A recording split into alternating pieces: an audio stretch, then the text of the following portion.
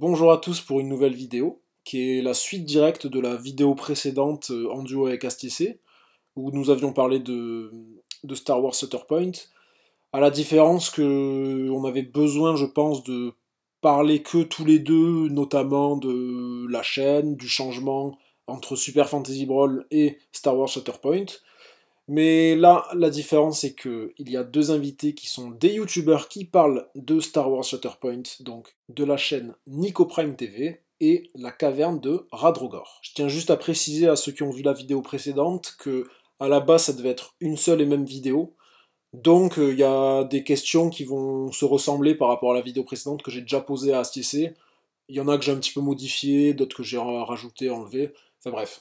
Ce qui est intéressant, je pense, c'est de comparer les réponses. Et c'est parti. Alors juste, j'ai fait ça un petit peu comme un entretien. Donc j'ai pas tourné ça comme une vidéo. C'est pas qu'ils sont mal polis, mais j'ai pas fait un tout début avec eux en disant bonjour, bonjour, pas bonjour. Donc on considère qu'ils vous disent bonjour et ils vont commencer à parler comme ça sans que ce soit le cas.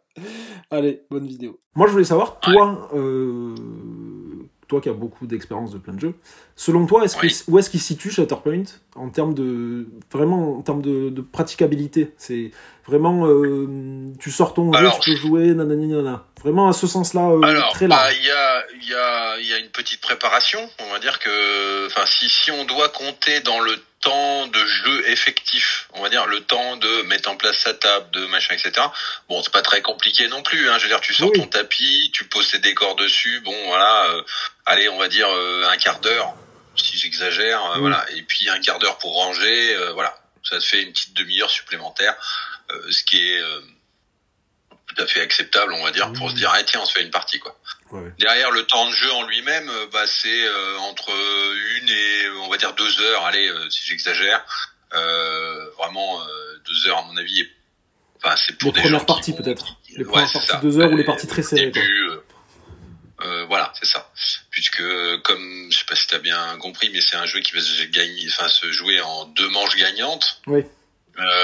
Ça peut être 2 manches, hein, et puis voilà, et puis ça aller jusqu'à 3. Donc effectivement, 3 manches, c'est plus long que 2 manches. Enfin bon, voilà. Donc donc c'est pour ça que je dirais que oui, selon si tu maîtrises bien les règles ou un truc comme ça, entre 1 heure et 2 heures, ça me paraît un temps raisonnable de jeu. Si tu rajoutes la petite demi-heure de rangement, voilà. Donc c'est un jeu qui est relativement rapide quand même dans le monde du Wargame. C'est ça, voilà. C'est ça qu'il faut dire. Ouais. T'en as qui peuvent être un peu plus rapides. MCP en soi est un petit peu plus rapide, mais il y a moins de nervosité, on va dire. Ok. Donc voilà. X-Wing, parce que si j'ai bien compris ça. C'est ça. Comment tu pourrais comparer, quel point fort tu identifierais à ces types de jeux donc les figurines avec sur une table, etc. Quels inconvénients et comment tu pourrais conseiller les joueurs qui commencent?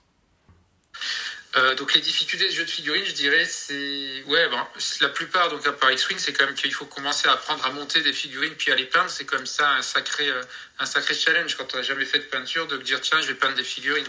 Ouais, tu penses que ça peut faire peur? Oui. Moi, je suis pas forcément fan. Après, j'ai commencé là, j'ai essayé un peu d'Infinity en même temps qu'X-Wing. Je voulais commencer un autre jeu. Donc, j'ai commencé à peindre. J'ai fait quelques bricoles. C'était pas terrible, mais bon, j'arrivais à des choses. Mais ça demande un investissement supplémentaire. Il faut de la peinture, il faut des outils, il faut du temps. Bien sûr. Là, moi, je vois pour Shatterpoint, il y a des gens qui se disent oh là là, mais il faut peindre et tout. J'y arriverai pas, quoi. Donc, c'est ça, je pense, ce gros inconvénient. Après, quand on s'y met à la peinture, je trouve que c'est assez relaxant. Tu te mets dans une après-midi au soleil, là, tu commences à peindre, le temps passe, et t'es là tranquille là, en écoutant de la musique, en peignant ton truc. Ah, c'est vraiment agréable.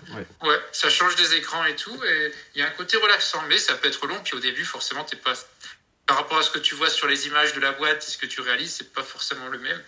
Donc ça peut être décevant au début, mais il faut pas décrocher pour autant. Donc c'est ça, je pense que la peinture des figurines peut être quand même un sacré obstacle à s'y mettre. D'accord. Ouais, moi après, moi je suis génération aussi, quand j'étais petit, tu vois, Warhammer. Donc, bien sûr. Tu vois, à 10 ans, je peignais mes Warhammer, même s'ils étaient dégueulasses. Hein, mais j'ai quand même un petit peu grandi avec ça, mais ça fait partie, tu vois. Après, tu t'améliores, et même si j'ai jamais été un grand peintre de figurines, je me débrouille quand même. Et elles sont pas, déjà, elles sont pas ignobles. Ce qu'on me dit, c'est Ouais, ça, le but, c'est qu'on les reconnaisse sur la table. C'est ça, et après, après il y a quand même de la satisfaction, tu vois, quand tu fais une figurine, t'es fier de ta figurine parce que t'as fait un petit effet t'as un petit drapé ou un sabre laser, t'as le reflet de lumière, un truc comme ça. Après, t'es content, t'es fier de ta figurine, c'est ta figurine, c'est la tienne. C'est la tienne, donc voilà, quand tu joues avec, t'es plus impliqué finalement. Par exemple, là, tu peins des clones, tu vois, tu veux le faire, tu veux changer une couleur, un petit truc comme ça, ce sera tes clones. Tu vois, ce serait vraiment unique. Et ça c'est sympa, ça, tu vois, aussi. Oui, ça t'implique plus dans le jeu parce que c'est à toi, quoi, et tu as l'impression de faire partie de l'équipe avec tes figurines. Ouais. Et bon, après, c'est peut-être pas miracle, mais cette année, enfin l'année dernière, ils ont quand même sorti des nouveaux types de peintures, apparemment, qui aident quand même pas mal, qui te font les reflets, enfin les ombres et tout assez facilement. Après, dans le domaine. Même si c'est pas miracle non plus. Ouais. Je suis pas un expert dans la peinture, mais où tu as un aéro, tu vois. Bon, après, ça coûte cher, ça demande d'avoir un compresseur, tout ça. Matos, ouais. Mais sinon, après, au pinceau, déjà, t'as le speed painting, déjà. J'ai essayé, et franchement, c'est pas mal. Si tu veux vraiment pas te casser la tête et que tu veux vraiment gagner du temps et avoir un résultat qui est quand même pas trop mal, c'est vraiment bien. Ouais. Sinon, après, t'as la peinture normale avec les lavis aussi et les shades, tu vois, tu fais toutes les ombres et tout. Et ça, vraiment, des fois, tu fais une peinture où tu vas poser tes couleurs. Tu vas appliquer les ombres et ça se fait tout seul en fait, ça va venir dans les creux et en fait d'un coup c'est ça coule dans les creux. Ta figurine elle était elle était pas sans vitalité, elle était un petit peu fade, elle est fade et d'un coup pouf, t'as mis du volume en fait. Très vite en fait, tu vas te retrouver avec une figurine avec du volume et même si t'es pas bon en peinture, tu vas dire ah ben ça me va. Ça rend, c'est ça. Ouais, tout à fait. Donc oui, il y a des techniques. Après, je pense que le mieux, c'est d'apprendre un peu avec des gens qui connaissent, ou dans son magasin, ou que sais-je. Et comme ça, on avance un peu. Mais c'est un coût non négligeable, sachant que les figurines, notamment Shatterpoint, c'est déjà pas donné. C'est sûr. Donc, c'est beaucoup, ça coûte beaucoup. Est-ce que c'est destiné aux gens est-ce que c'est destiné aux clients de Star Wars, tu penses ?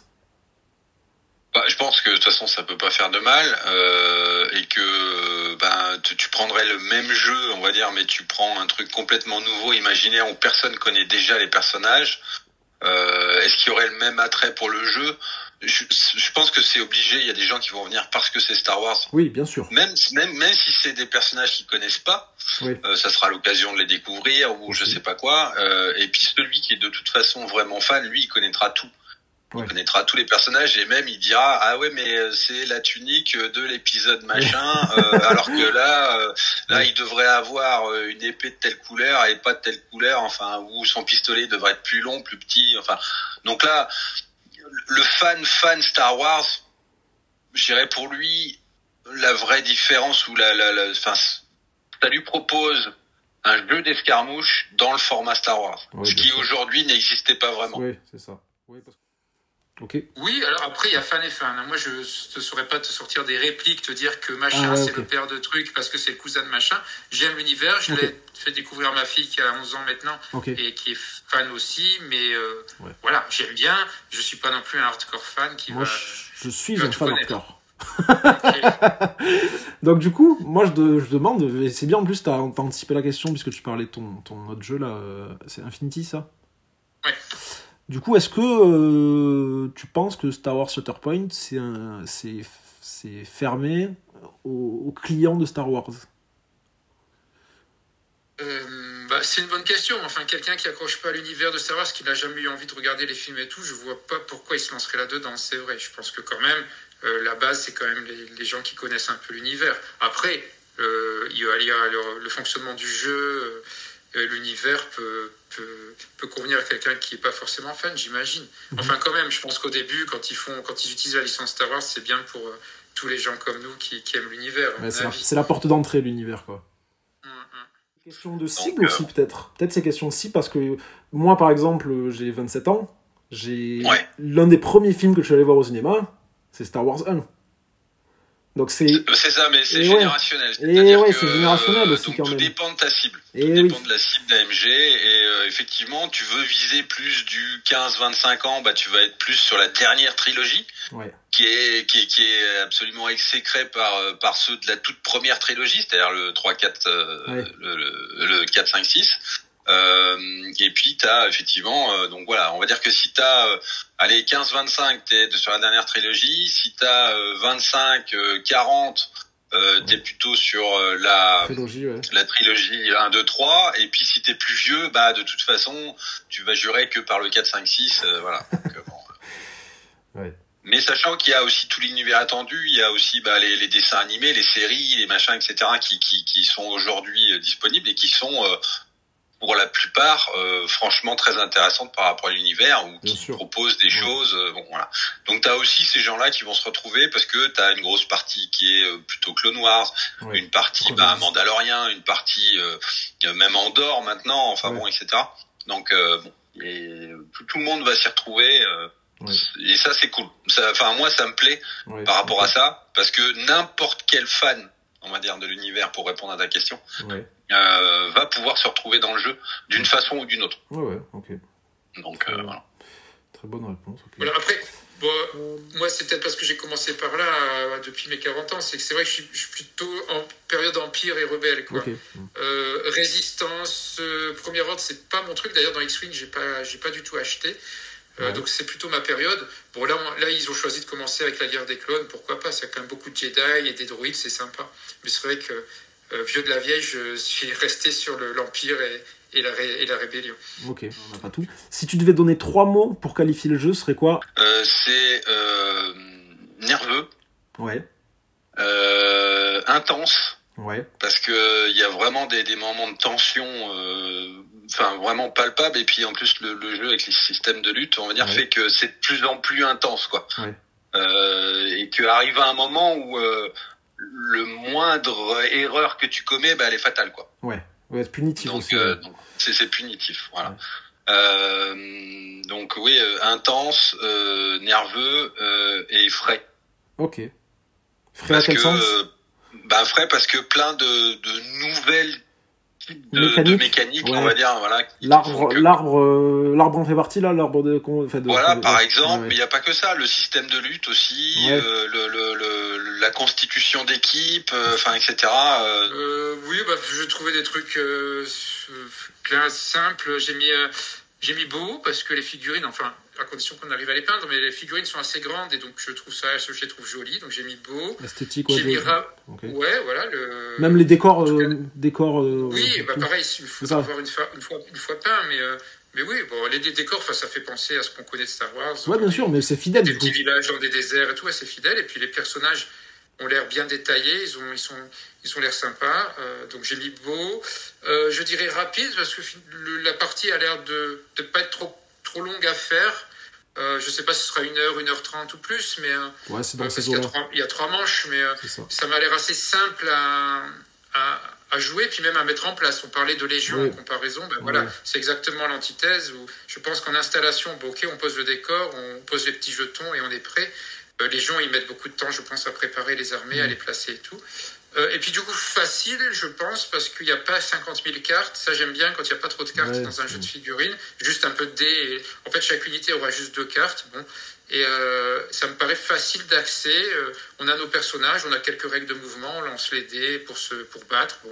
Ça m'a l'air relativement facile. Après, il y aura peut-être des cas particuliers, des règles un peu plus compliquées. Oui. Mais voilà les 3 mots que je dirais. Rapide, beau et facile. Rapide et facile, tu vois, je pense que nos premières parties, ça va peut-être plus se rapprocher des 2 heures, la partie. Et après, quand tu connaîtras le mot-clé par cœur, tu sauras que telle règle, ça contre celle-ci, que tu sauras que tes déplacements, que forcément, tu vas te rapprocher vers les 1h30, les plus longues parties. Et tu vas te rapprocher plus des 1h. Et donc, ça va vraiment être plus dynamique, tu vois, à ce niveau-là. Oui, c'est ça, parce que forcément, là, il y aurait un temps, notamment au début, quand chaque personnage peut faire des capacités, à chaque fois, on regardera les capacités, on dira, je vais faire ça, non, je vais plutôt faire ça. Et pareil, quand on lancera les dés d'attaque, pour choisir l'arbre d'attaque, il vaut mieux faire ça ou ça. C'est sûr qu'il y aura un petit temps d'apprentissage, mais après, c'est vrai que quand on connaîtra un peu mieux les personnages et leurs capacités, ce sera beaucoup plus simple, je pense. Ok. Tout ce qui est justement squad building, ça a l'air... À l'heure actuelle, pour l'instant, tant qu'il n'y a pas d'extension, tout ça, ça a l'air un petit peu maigre dans le sens où Anakin, si tu lui mets pas ses clones, finalement, tu peux mettre que ça, en fait. Tu peux pas vraiment mixer avec le reste.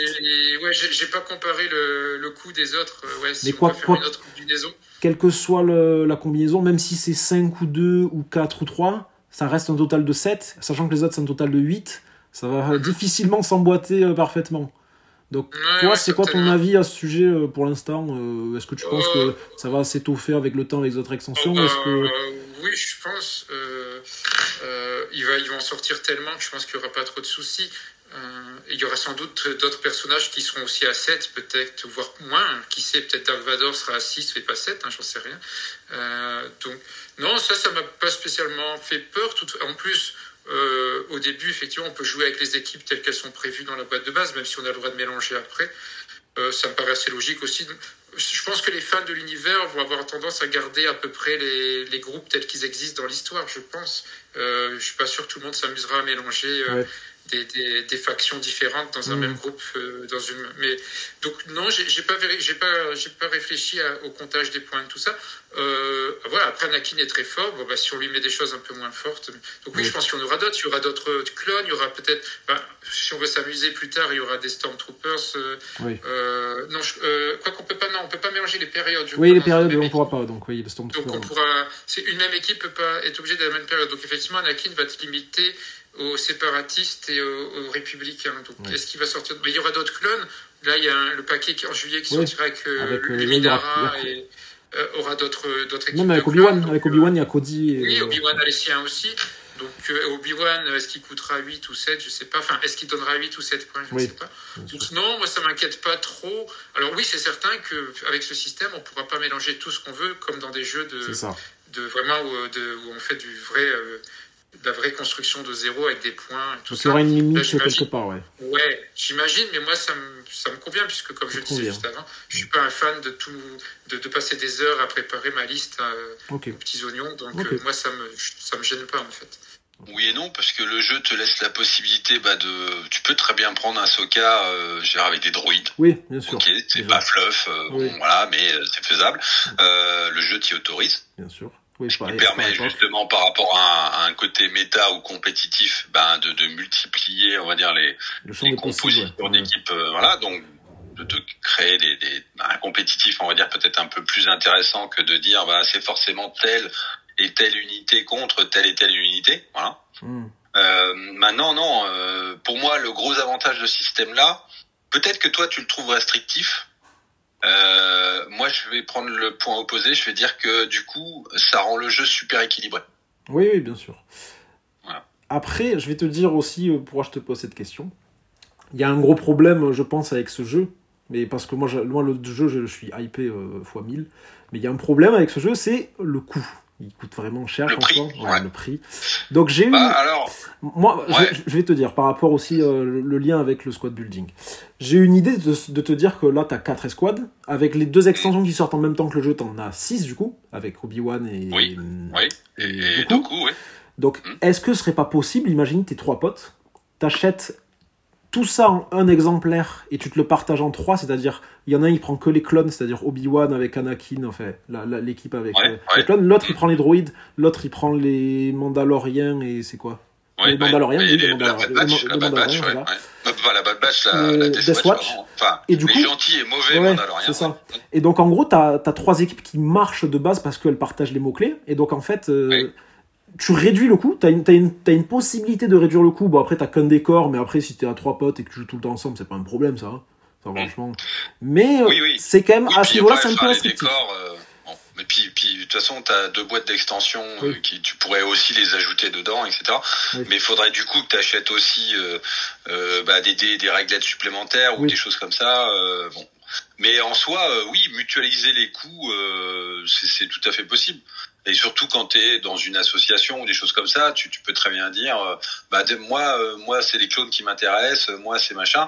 Tu as la boîte de base entre guillemets qui est achetée en commun par l'association par exemple.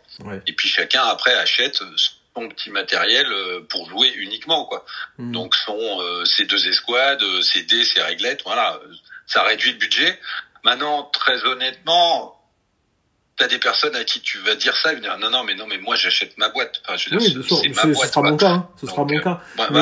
Mais je pense à quand j'étais étudiant, tu vois. Il y aurait eu ça quand j'étais étudiant. Non mais très clairement, moi j'aurais aimé effectivement que la boîte de base soit peut-être un petit peu moins remplie mais moins chère. C'est ça, exactement. Quitte à laisser le choix aux gens d'ajouter des choses. Je veux dire, voilà. là, en fait, t'as pas le choix, même si financièrement, c'est ultra intéressant. Parce que si tu fais le calcul de la boîte de base, sûr, oui. il y en a pour 400 balles dedans, alors que tu la payes 140. Oui, Bon, non, mais voilà. c'est sûr. Et puis, en termes de concurrence, bah, tu prends une boîte de base chez Games Workshop d'un Kill Team, d'un Warcry, je sais pas quoi, enfin voilà, on est dans les mêmes prix. Donc, ça, Ok.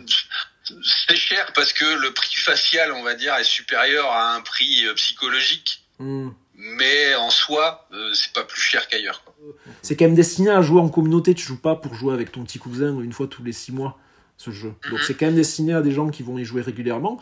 Je pense pas que ce soit un problème d'avoir qu'un terrain pour 3, sachant que il peut y avoir plus de gens que ça. Donc ça peut être une solution. C'est ce qui est prévu, enfin AMG, c'est ce qui est prévu, c'est que la boîte c'est pour 2 joueurs, hein, ça c'est clair. Hein. Ah, c'est prévu pour 2 joueurs, tu penses? Bah, ah oui, c'est certain. Je l'ai vu par ailleurs. Enfin, oui, c'est un jeu, c'est une boîte pour 2 joueurs. Il y a tout ce qu'il faut pour 2 joueurs. À la rigueur, tu peux acheter des dés ou des règles supplémentaires pour que le deuxième joueur soit tranquille. Mais il le prévoit dès la sortie du jeu. Oui, pour moi, c'est une boîte de joueurs. D'accord. Ah bah, je le voyais pas comme ça, tu vois. Moi, je le voyais que chacun prend sa.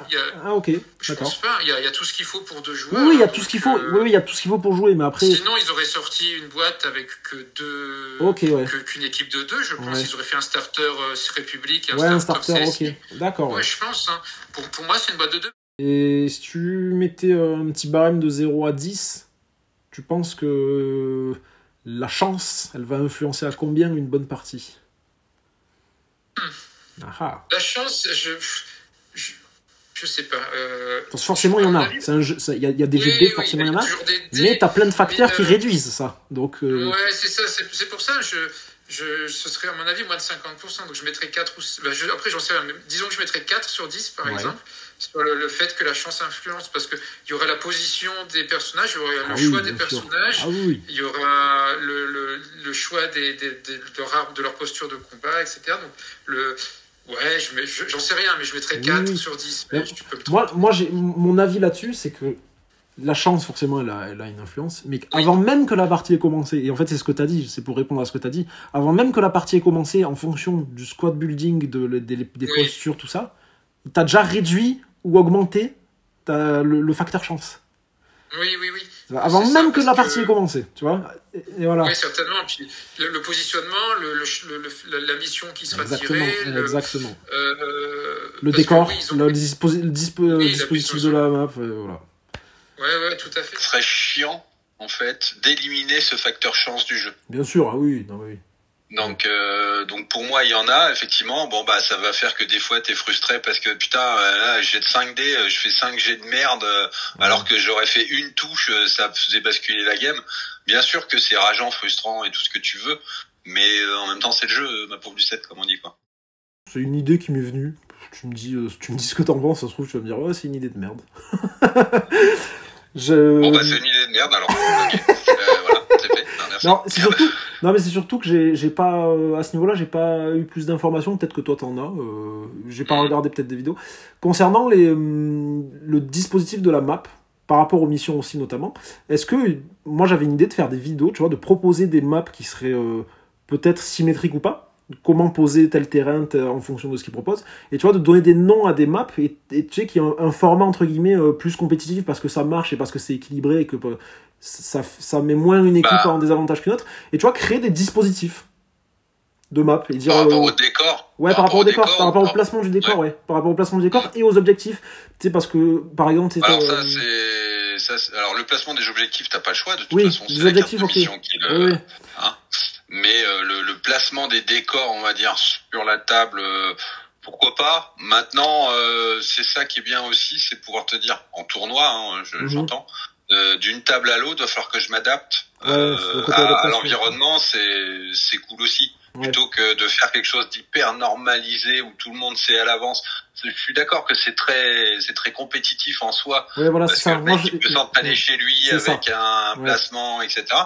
Donc pourquoi pas, de toute façon, je pense que ça fera partie sans doute, comme AMG veut développer le côté compétitif, ça fera peut-être partie des choses qui seront précisées dans un document ultérieur qui viendra peut-être un jour, pour dire, bah voilà, pour du compétitif, on vous conseille X décor ou X machin avec X hauteur, avec bon, j'en sais rien. Donc peut-être. Mais ça, moi, c'est même pas si ça vient de AMG ou d'Asmodée, enfin je veux dire des éditeurs. C'est en termes, voilà, en créant une communauté, c'est de se dire voilà, peut-être que ça marche. C'est quelle que soit la mission, c'est équilibré. Voilà. Ouais. Mais ça, de toute façon, tu auras toujours des tournois où le machin il va te dire oui, bah le jeu il prévoit des doublettes, des triplettes, des machins. Et bah nous c'est mono. Et puis nous on fait un truc hyper fluff, donc bah interdiction de faire des listes complètement what the fuck. Enfin, genre ça après c'est à la libre appréciation des organisateurs des tournois. Et je pense qu'effectivement, s'il y a un moment ou un autre, il y a un tournoi qui est organisé dans lequel il y aurait un système comme tu le décris, de placement de terrain pour que ça soit symétrique, asymétrique, enfin bon, etc. Pourquoi pas. Et puis si ça plaît aux gens, bah ça sera réutilisé. Et puis sinon, bah oui, bien sûr, ça. Si c'est un flop, c'est un flop. Bon, c'était pourri. Voilà. Ouais, c'est ça. C'était une idée de merde finalement. Donc bon, voilà. Ouais. Et après, ce qu'aiment bien les gens aussi quand ils font des tournois, c'est quand même que les gagnants ou les 3 premiers aient des choses, des cartes un peu spéciales. Bien sûr, même si c'est pas grand-chose. Finalement, AMG l'a presque fait pour ils ont sorti un kit d'initiation. Enfin, ils ont sorti, on espère l'avoir, un kit d'initiation où les 8 joueurs initiés vont repartir avec une ou plusieurs cartes apparemment parties spéciales. Donc ça va être sympa. Donc s'ils poursuivent sur cette voie-là, ce sera bien, parce que dès que l'instant où on gagne des choses originales, ça attire du monde. Bien sûr, même si c'est pas grand-chose, tu vois, c'est juste en fait, c'est donner un intérêt. C'est voilà, c'est l'aspect de collection. Et ça va reprendre avec X-Wing. Ils vont sortir à nouveau un kit de tournoi magasin à partir du 4 mai. Où le premier lot, c'est quand même une invitation pour les championnats du monde. Et des cartes exclusives pour les autres. Donc ça, c'est top. Et ça va, je pense, redémarrer. Donc on peut espérer qu'ils fassent ça avec Shatterpoint pour qu'on puisse organiser au moins chez soi localement, enfin dans des stores, dans des magasins, quelques petits tournois comme ça d'une journée. Ça me paraît tout à fait faisable et ce serait vraiment sympa. Maintenant, je suis d'accord que ça sera pas le même type de compétition. Parce que comme c'est un jeu qui est très sur la réaction plus que sur la planification, ça va créer, à mon sens, un nouveau type de tournoyeur. Plutôt que des gens qui sont hyper préparés, hyper organisés, hyper calculateurs statistiques, machin, etc. On va tomber sur des gens, un profil de tournoyeur qui sera plus non pas dans le train à fond machin, mais dans comment est-ce que je peux optimiser ma décision à un instant T pour qu'elle me soit le plus profitable sur les 2-3 mouvements, actions, tirs, etc. qui vont aller derrière, mais ça va s'arrêter. Donc ça va être vraiment apprendre à prendre la bonne décision au bon moment, plutôt que de dire de toute façon j'ai un plan d'ensemble et je vais le dérouler. Voilà, parce que ça, pour avoir testé et pour machin. Je pense que ceux qui vont partir sur ça en se disant j'ai un plan, je vais le dérouler d'un bout à l'autre, ils gagneront pas. Si le fait qu'il y ait des packs multilingues, ça va nous arranger parce que ça veut dire qu'on pourra chercher des boîtes en Espagne, en Allemagne, voire en Pologne. Le fait que ce soit multilingue, on n'aura pas de soucis. Et souvent en Espagne, quand on voit les magasins espagnols, c'est quand même moins cher souvent qu'en France. Bon, après, moi je pense qu'on passera par notre boutique ici, puisque on aura de toute façon on aura peut-être des petites des ristournes ou des voilà. Donc donc c'est bien de rester avec son partenaire, mais parfois quand on recherche sur une boîte en particulier, ou peut-être un peu plus tard quand le jeu fonctionnera bien, un nouveau joueur pourra peut-être trouver des boîtes dans d'autres pays un peu moins chers. Après voilà, il faut penser quand le jeu marchera bien, etc. Parce que c'est sûr qu'il va marcher à un certain stade. Faut après se dire les nouveaux joueurs qui veulent rentrer, après quand un jeu t'as 30 extensions, c'est compliqué, tu vois. Moi par exemple, je sais que Magic c'est un bon jeu, mais bon, je veux pas forcément y jouer, mais imagine tu veux jouer à Magic, et ben tu claques, c'est pas un billet que tu claques, c'est un chèque, tu fais un chèque et non mais voilà, c'est ça. Après il faut penser à l'entrée d'un nouveau joueur. Mais en contrepartie, un nouveau joueur qui viendrait dans un an, il pourrait vraiment dire tiens, je vais prendre que la République, ça et ça. Voilà. Alors que là, quand ça commence, quand on est hypé comme nous, on a tendance à vouloir acheter tout à chaque fois, tout ce qui sort. Je prendrai quitte à en avoir trop. Mais Je ferai des vidéos aussi avec certaines mises à jour. Par exemple, comme je t'ai dit, par exemple, c'est les clones, rassembler des starters entre guillemets clones et dire voilà, tu veux commencer Shatterpoint, les clones t'intéressent, ou les droïdes t'intéressent, ou telle faction t'intéresse. Tiens, tu prends cette boîte, pam, et t'as vraiment moyen de team build parce qu'après on aura connaissance des points et te dire bon, voilà, tu pourras faire tel dispositif, tac, tac, tic, tac, tac, tac. Et je suis sûr que ça encouragera aussi les nouveaux joueurs à se dire de toute façon, moi je m'en fous des droïdes, je veux que les clones. Ah, ben je peux prendre tout ça, ben allez, parti, je peux commencer. J'ai une porte d'entrée.